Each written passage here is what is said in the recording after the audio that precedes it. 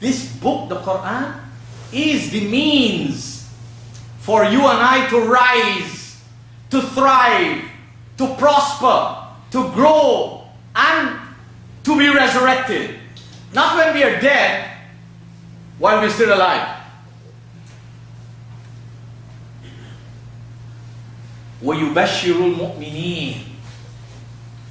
It is a book that gives joy. Ask the people who are studying the Qur'an. Compared to the times when they were not studying the Qur'an, even though they are now studying 1% in their life. Ask the people who are now studying the Qur'an, what is the difference between their life now and their life before? As a student of the Qur'an, I am studying this book every day. I will always remain a student to this book. And it says, وَيُبَشِّرُ الْمُؤْمِنِينَ. It is a bashara. It is a philosophy of good news, of glad tidings, of hope, of high self-esteem. الَّذِينَ يَعْمَلُونَ الصَّالِحَاتِ. There's a difference. Most people, when they're without guidance, their life is self-centered. Let me repeat that.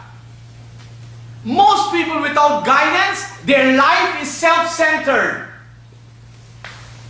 They're opportunists. They're vested in interest. They're only concerned about themselves. Khudi, myself. If they want a masjid, they want others to build a masjid. Right? Then they go and sit down nice. Use up the water and make everything. There's an attitude. They want a school, they want others to build it. Right? They are not part of responsibility. But when you and I start to follow divine guidance, we realize that we must take care of ourselves. But simultaneously, we have responsibilities to our families, to our relatives, to our friends, to our neighbors, and all those in the world that we don't even know. Let me repeat that. That's a culture that comes from understanding Qur'an. Those people who are still in darkness, they have all the reason not to give. They have lots of reasons not to give. Because their whole life, they've been hardly giving. But when you and I become part of divine guidance, we realize we and all our parents came here and we met so much of Allah's bounty. And many in society have done so much for us. But we operate as if we fell from the sky. We don't owe anybody anything. We have all the reasons and the excuse not to give. And that's why you find most of us don't give time. We have all the excuses not to give time. And who are you giving this time for? You and I don't even have time for ourselves. We're going to have time for others? You and I don't even realize that the wealth we have, we may appear to be the managers of it. Okay? Could you really understand how we get this wealth? Can anybody who's a doctor, a lawyer, a physicist, a computer specialist, an engineer, a businessman, assess how he or she has gotten this wealth? There's a share of society in every one of us. There's a share of society in every one of us. And the least we can be doing is to be relevant to society as we grow. And as we prosper, and as we educate ourselves, we should not forget society. This is the kind of Islam that comes from studying the Qur'an, not the Islam that comes from pirating the Qur'an, where the life and the responsibility don't change on a daily basis.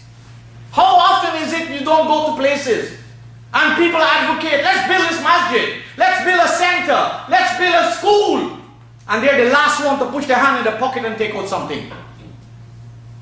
But we human beings are the most difficult beings on the planet. They can hear the best words, but they have the greatest darkness to block that out. I hope that you and I today, we are not here for a ritual. I'm not a ritualist. I don't teach you rituals. I very often teach you things you don't ever hear in this community. It's your responsibility to think about it. You can throw it out when you leave that door. You can gossip and kick it out. But remember one thing, I'm a human like you. And I know for sure these are the principles for building life because they come from the Qur'an. And you and I will be accountable and responsible, not only for ourselves, but our family, and for not doing the better thing to be the reason for change in society. Therefore, oh brothers and sisters, in conclusion, even though for some of you Ramadan might have ended with the moon, darkness, ignorance, indifference, all continues. The hope is for you and I, if we really are honest and sincere, and we want to give ourselves and our families and our society a better option, let us spend some time with ourselves.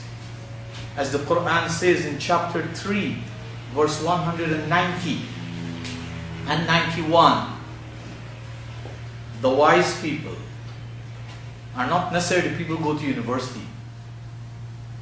And I'm not saying that if they go to university they are not wise. I will expect that.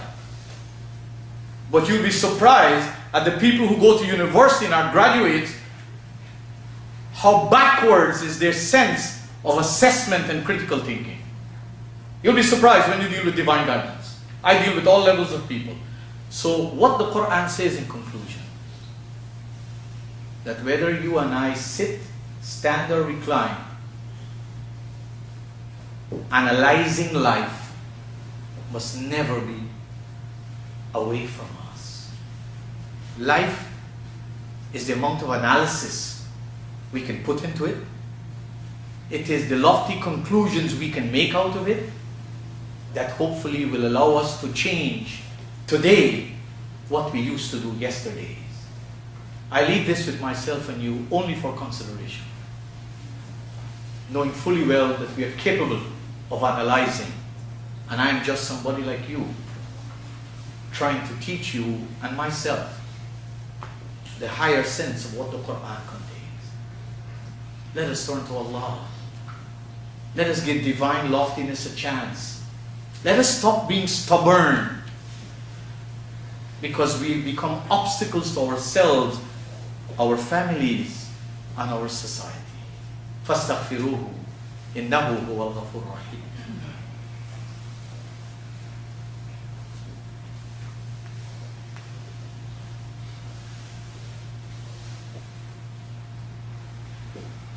Brothers and sisters, in conclusion, this Qur'an will not only lead us out of our darkness, but it will make us benefactors of humanity. And when you and I work not only for ourselves but for others, it says, أَنَّ لَهُمْ أَجْرًا كَبِيرًا. The results will be humongous and fantastic. We beg Allah to bless the memory of all the apostles and messengers. I ask myself and I ask you, let us not allow their works and their struggles and their tussles in life to go in vain. And we should not be the first ones, while calling their names with so much of love and respect, we are the first one to oppose them and deny them and disrespect them. As-salam.